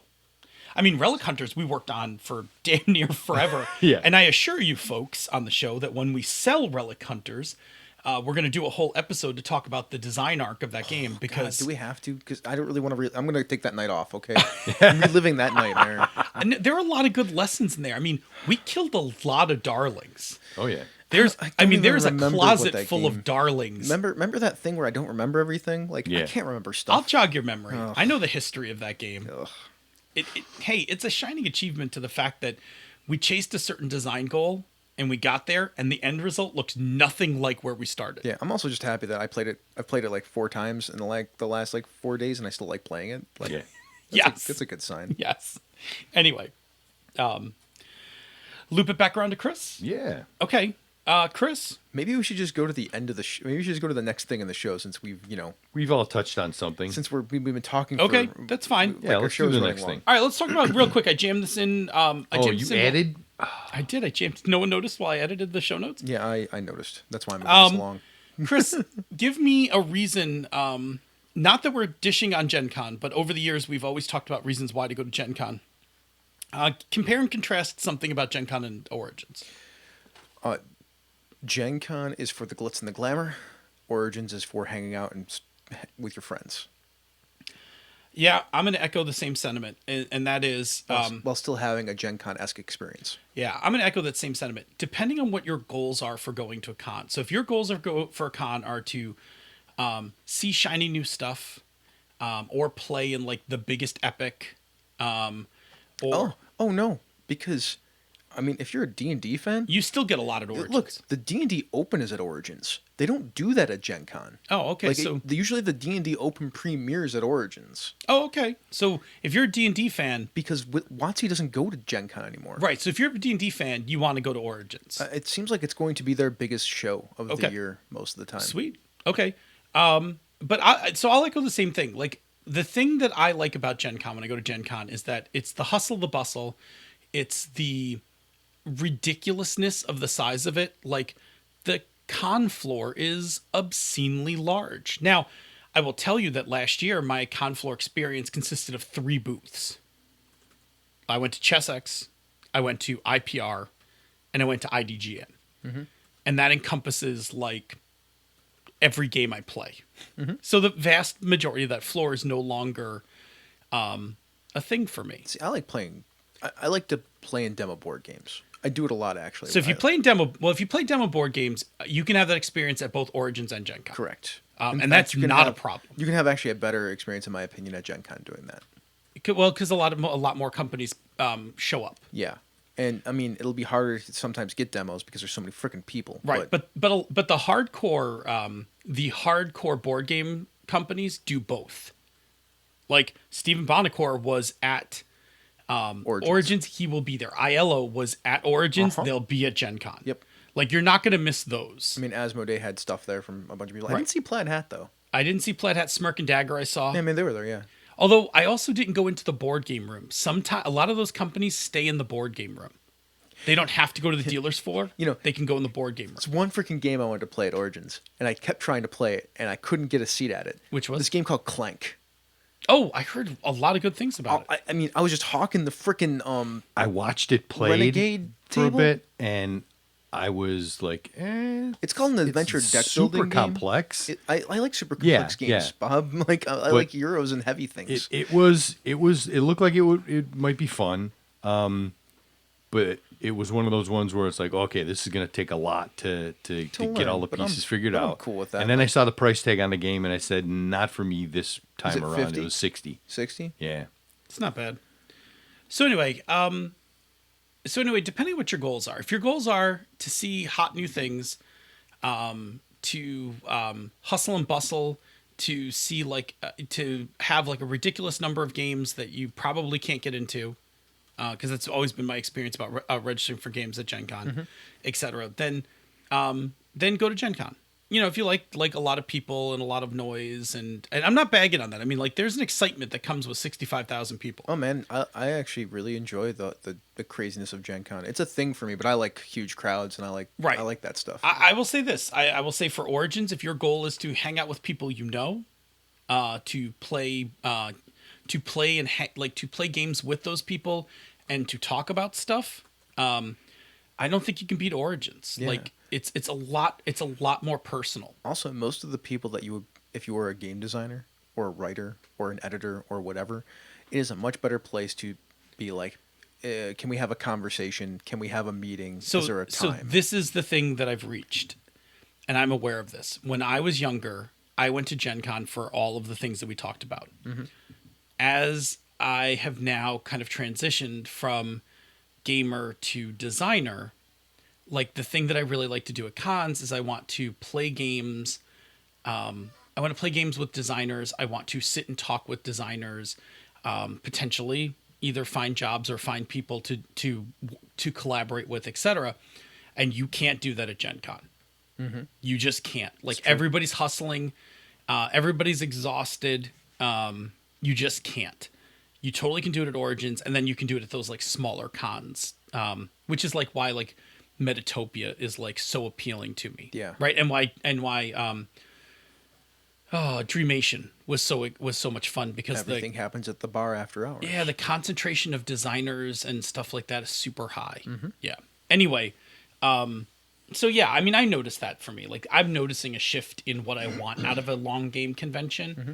and I'm starting to notice that maybe Gen Con doesn't get me there for those purposes. Gen Con gets me there for publicity and like when we get to be a slightly bigger company, then like we're gonna have to do both, Oh yeah, and they'll be for very different reasons. Uh-huh. Yeah.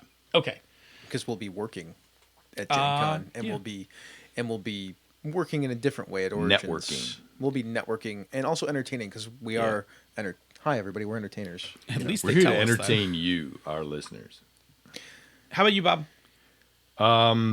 Yeah, I can't really diverge from what you've already said. I mean, it all good. works. I think It all we're. works. I think we're in. I think we're in sync on that. All right. How about lessons learned? What are we going to do differently?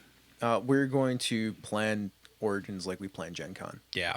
So we're going to have seminars. We're going to have events. We're going to run our games for people that want to play them. We're going to have some sort of meetup for Misdirected Mark Productions, Gnome Stew, and Coda Designs, and some of our fellow other podcasters if they want to jump in with us. I mean, absolutely. I mean, Brett's going to be there. From what I heard, Brett and Sean will be there because Sean was like, "I'm going to go on a long ride, and I'm going to be there." I'm going to believe that Sean shows up at a convention outside of Wisconsin when he shows up. As Tom Flanagan likes to say, I heard a rumor Yeah. that Sean P. Kelly was going to be at Origins, and I feel like everybody should start spreading this rumor now. I think that's legit. There you go. Oh, can I just mention somebody else real quick that I got to meet in person that was absolutely fantastic to meet in person and hang out with? Wayne Humfleet. Yeah, Wayne Humphrey's a cool guy. Yeah, absolutely. We had breakfast with Wayne, I think, almost every morning at the hotel. And just super nice guy. Like, really just nice guy, hanging out, chatting. Really cool. I just want to give Wayne a shout out. Yep. Okay. I had said the same thing like Chris said. We are totally going to plan. Yeah. We will do Origins at the same scale that we do Gen Con. And I think because of the sizing, we will be a lot more successful at it. Like, I think we will be able to run events, and I think we will have seminars, and I think we will do all that crazy stuff. And you're right, a meetup as well, I think would be fantastic. Yep.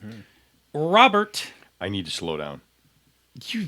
I move too damn fast. He walks really I do. fast. I have this very quick, natural pace, and I end up just 30 moving feet way too ahead of fast. me every time we go somewhere. Like, Bob's up there and then has to stop and wait for Phil to catch up, and then we go again. Yep. Yeah, it's kind of amusing. Yeah. And I found good bathrooms at Origins. I found one that's like, it's off the beaten path. Oh, good. It's nice. I'll tip you later. yeah. There's a couple of them like There's that. a couple of them, but Yeah. they're nice. It's nice. It's pleasant. Okay, Should we move on to the social media Let's do depository? the thing. do it. Go first. Can I do the Do first it, one? Do it. Can I do the first one? Break out your flannel. Because Damn the Man, Save the Music has launched on Kickstarter. It sure has. I've already backed it. A number of you, based on who I'm friends with on Kickstarter, have also backed it. And in its first day, it is 125%. It's very good. It had a modest goal of 3,900. It is at 5,100 right now, having launched this morning. So rock on. The levels for this project are quite nice. $10 will get you in at the PDF. 25 will get you the soft cover print, and 50 will get you the let me see. Oh, 50 will get you the print copy plus one other game from from Make Big Things. So Questlandia, Noirlandia, etc. I don't have a Questlandia, but I think I'm going to up my pledge because I'm at 50 right now. But I think I'm going to go up to 65 for the Spin Me Round level, which gets you the physical copy, but it gets you a limited edition record box with all the components to play the game inside of it. And then if you've got some deeper pockets, which I just not 100% sure I can reach at 125, you can, and I think I actually inspired this level, you can have your favorite fictional 90s band added to the game. Oh, that's great. I very much want the Ditch Lilies to be in the game. Hey, speaking of Damn the Man Save the Music, Hannah Schaefer. Yes, Hannah Schaefer. Will be on the show next week. Next week. Yeah. Phil's making the heart. I'm making the heart. She's delightful. Yep. I got to play a game with her at Dreamation this year, and she is just fantastic. And I cannot wait to have her on. So I feel like I need to find some flannel. I don't think I have one lick of flannel left in my. You don't want to wear flannel right now anyway. It's warm. It is. Thank you. Thank you. But I feel like I want to wear it for Hannah's arrival. Anyway, I have one piece of flannel, but it's more lumberjack flannel than like grunge flannel. I gotta email her tonight because I made that connection and that setup while we were at Origins. Yeah. So somewhere, Bob, I think upstairs in the attic is the red flannel shirt. The red flannel. You know the shirt. Oh yeah. We gotta figure out what topic we're going to drop in there to talk about Damn the Man Save the Music. Genre. Haven't we, like what genre? No, like how to design for genre. Okay. Like, I mean, Damn the Man Save the Music, I mean, is a pretty specific genre that she's going after. All right, man, you're on it. Go to work, Vec. Yon. I'm down. Let's do it. All right, let's do it. Hannah Schaefer, we're going to be talking about genre. 8 questions for Hannah Schaefer about how to design for genre. That's what we need. Love it. By the way, anybody who's listening, if you have a question about how to design for genre, feel free to put it in our G Plus community. I'm sure Phil will start some sort of thread for that, and then we will collate some of those questions and get 8 together to ask Hannah Schaefer about designing for genre. Let's do it. And we'll use Damn the Man Save the Music as the prime example of designing for genre. Okay. I did mine. You do the next one. So 7th War of the Cross. It's the 7th board game. It's kickstarting right now. I feel like they're in trouble. So the goal's $150,000. It's the first day. I'm looking. They're only at 37,000. 30. They have 400 backers. They have 400 backers, but not for a $150,000 goal. Like, I mean, you look at that. Well, the first pledge level is 100, right? Yeah, I mean that's how much the board game costs. So can I say this? Bob and I think you did too. Did you go over and look at the game because they had? I didn't see it. It was right across from the Evil Hat booth. Yeah, I mean I know where the John Wick Presents booth was. Yeah. Right. The prototype was on the table. It definitely looks good. Like, it looks good. John talked about it a little, about like some of the things. If you are into 7th Sea, you will not be disappointed with this board game. Yeah, it looks great. It's pretty. It's also, I mean, we all know how Kickstarters work, right? Yeah. Like, you want to get about a quarter of your funding in the first day, and they didn't quite get there. They're about there. They're right around there. Mm-hmm. So, I mean, it's going to be close. It'll be interesting to see what happens. I think what's going to be really interesting about it is that the thing that people loved about 7th Sea, the role-playing game, is the role-playing parts of the game. Yeah.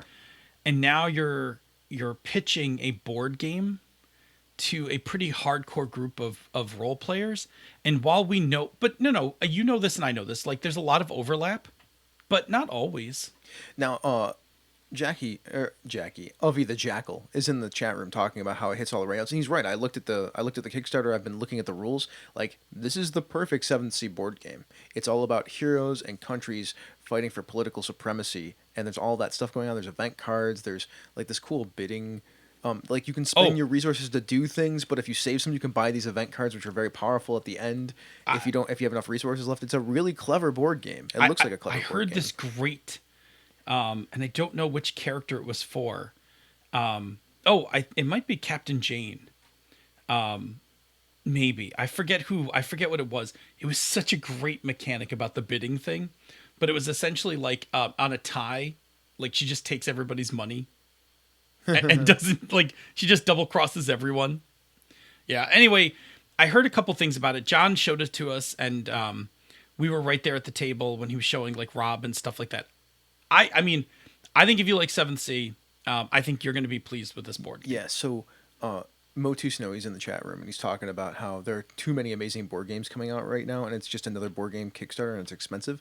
I agree with that. Now, I've had discussions with other people. Like, there's a game out there called Ogama or Omga or something like that. That was a role playing game Kickstarter at first, and who knows what that is, right? Like, I've never heard of that before. That setting, they make a board game Kickstarter, and they get like $200,000 for their board game that did not cost that much to make. But maybe that board game was a lower price point, but I don't know, man. Like, I figured 7th Sea would be okay. Like, I figured it'd be in that $200,000 to $300,000 range when all was said and done. But man, like, maybe Mo's right. Nobody cares about 7th Sea because nobody cares about 7th Sea board game because if you're 7th Sea players, and what's the big deal?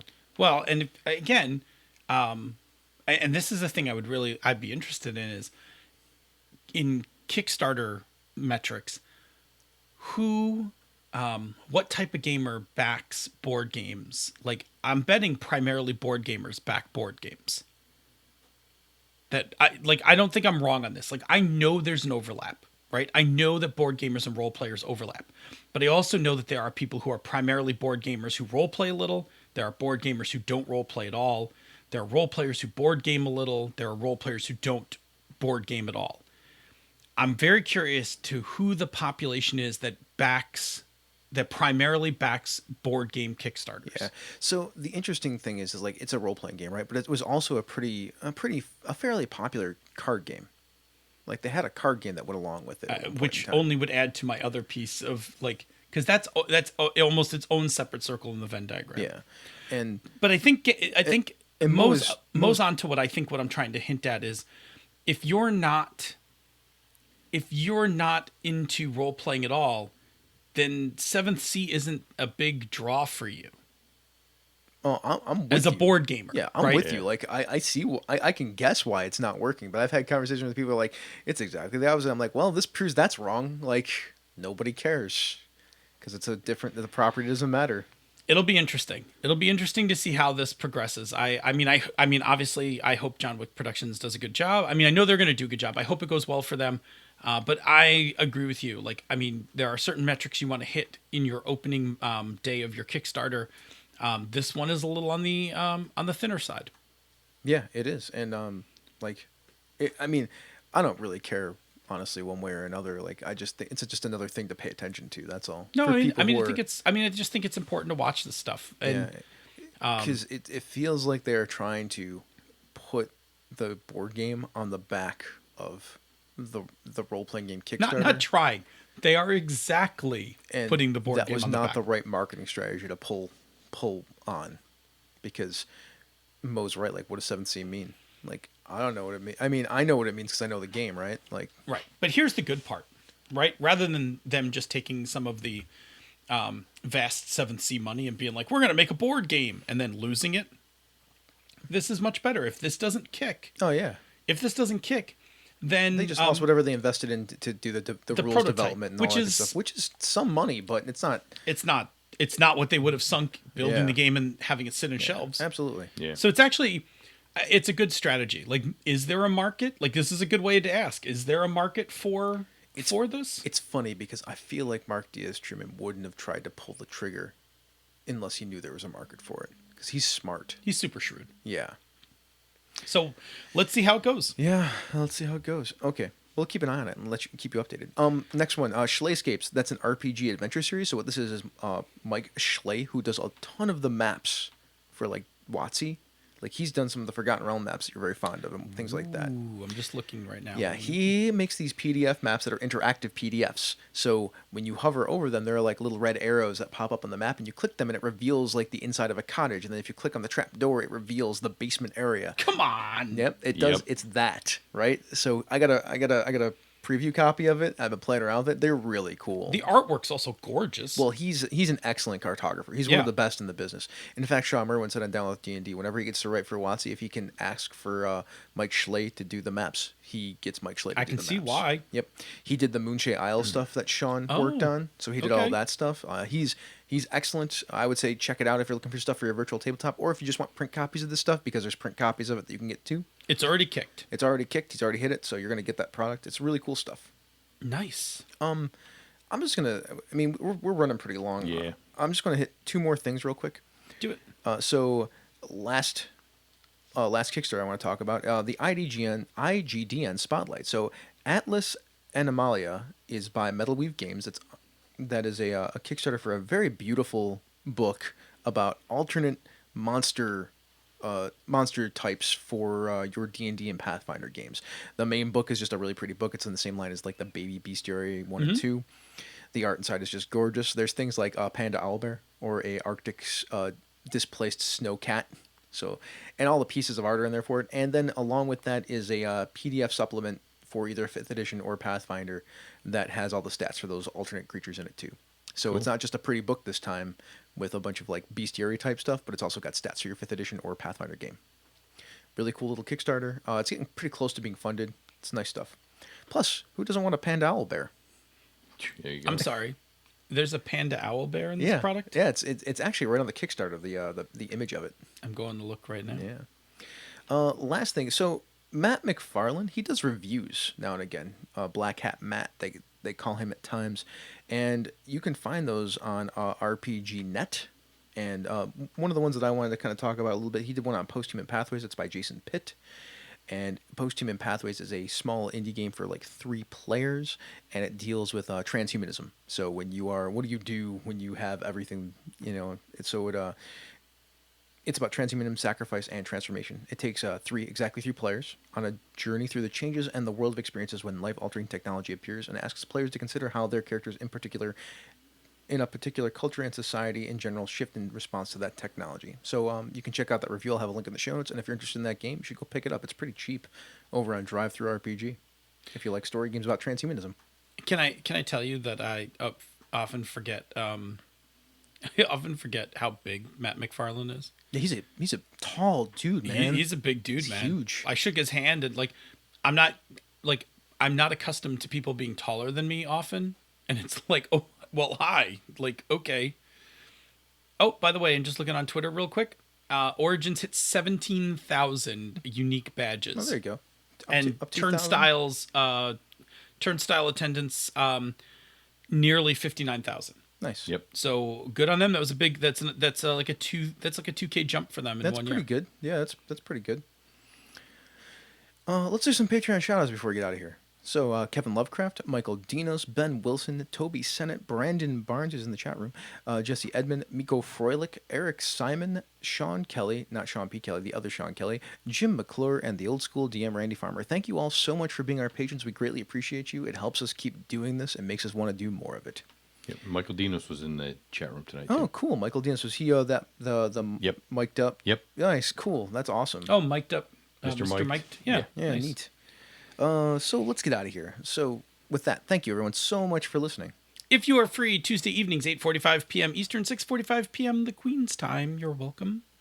Come join us live on Twitch, where you can chat with our other listeners in the awesome chat room for life and ask us the occasional question. If you cannot make it to the live show, check out our podcast each week wherever you get your podcasts, and take a listen to some of the other shows in the Misdirected Mark Network, such as Down with D&D, Threats from Gallifrey, Advantage to Insight, Pandas Talking Games, Cypher Speak with Darcy and Troy, The Gnomecast, The Streets of Avalon with the Wednesday Evening Podcast All-Stars, Hobbs and Friends of the OSR, and Bone, Stone, and Obsidian, which is like a new D&D podcast that we have with...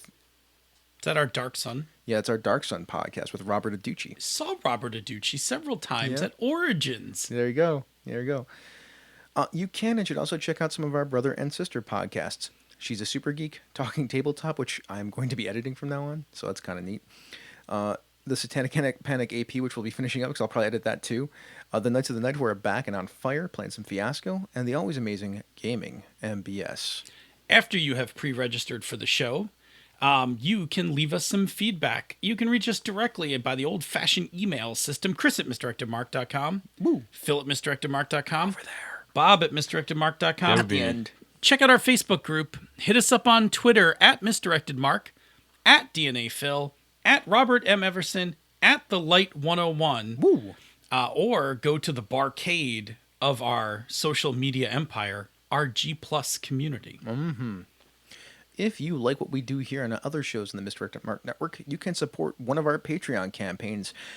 Ours, this one right here, is at patreon.com/MMP. Patrons get access to the after show, pre-production show notes, musical parodies, the Pandas Talking Games bonus outtakes, bi-weekly D&D offerings, and other special releases. By the way, the D&D offerings right now is me talking about how I'm building the Temple of the Beast. Ooh, nice. So I released my first post on that today earlier, and I'll be doing that every day, every couple days or every week or so. But it'll be more often than just, it won't be like a 2-week thing because I'll be working on it a bunch. Anyways, this has been a Misdirected Mark production, the media arm of Encoded Designs. Mic drop. We out.